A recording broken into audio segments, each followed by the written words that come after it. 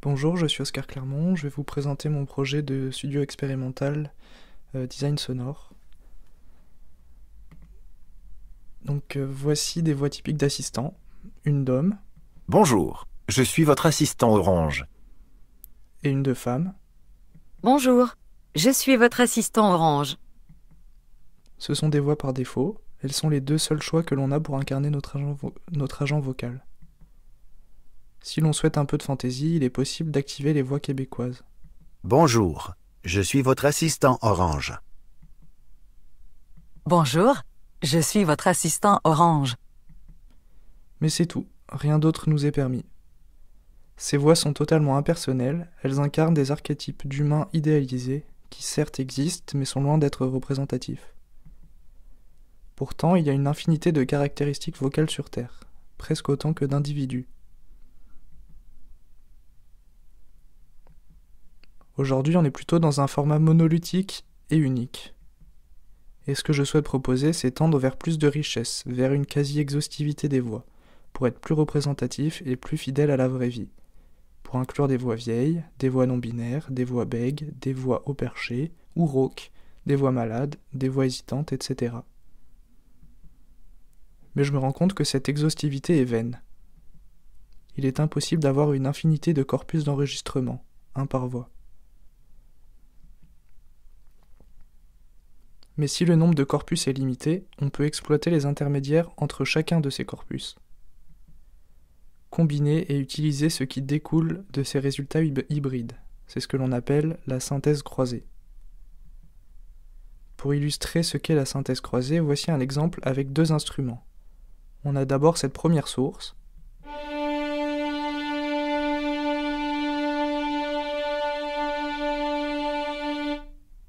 et une deuxième.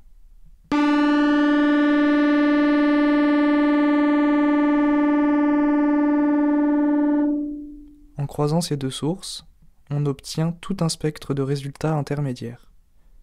Voici donc les variations qui en résultent.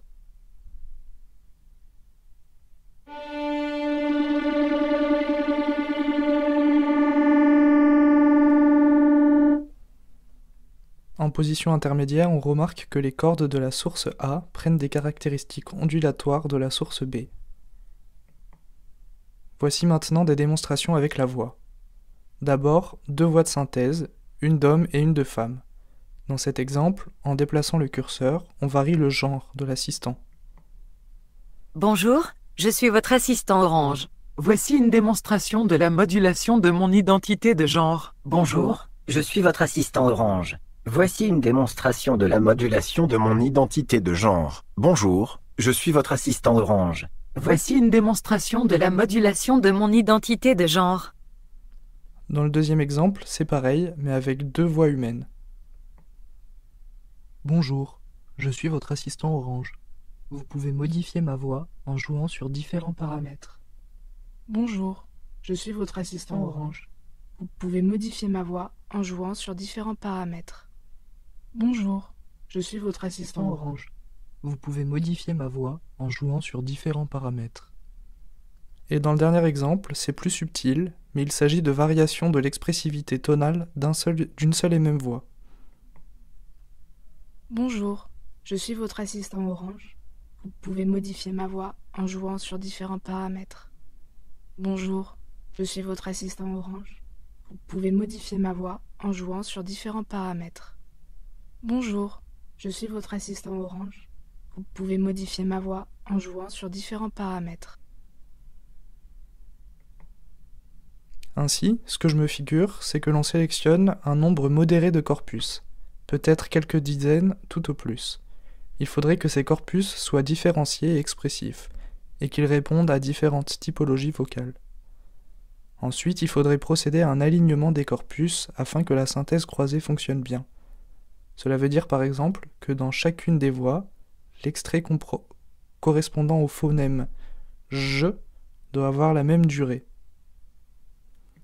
Une fois ce travail effectué, les corpus sont prêts à passer à la moulinette de la synthèse croisée pour obtenir tous les intermédiaires. C'est une opération qui peut être effectuée en local sur le device de l'utilisateur. On peut aussi ajouter des perturbations au résultat, des sortes de paramètres additionnels. Par exemple, la normalisation du pitch.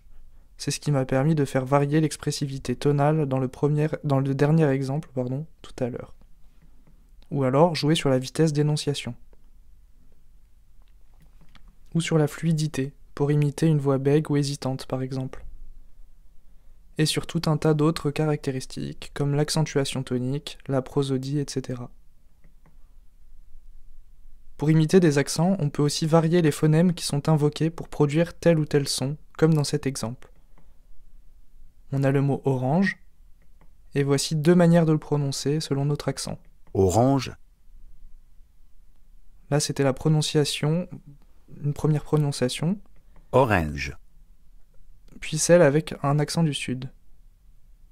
Ces deux mots étaient prononcés par la même voix de synthèse, mais différents phonèmes ont été convoqués pour produire chacun des résultats.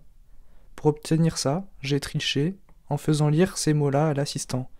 Mais on peut imaginer que cette gestion des attributions se fasse nativement. Voilà, ce sont donc des hypothèses de recherche spéculatives et expérimentales, mais il y a des applications. J'ai eu quelques idées qui ne sont pas encore développées, mais on peut imaginer que l'assistant vieillisse, que selon les skills invoqués par l'utilisateur, c'est une voix différente qui va répondre, ou que, avec l'importante bibliothèque de voix générées, Orange puisse les revendre à l'unité pour des clients professionnels.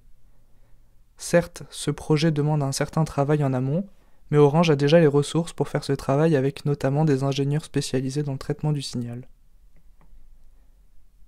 Merci.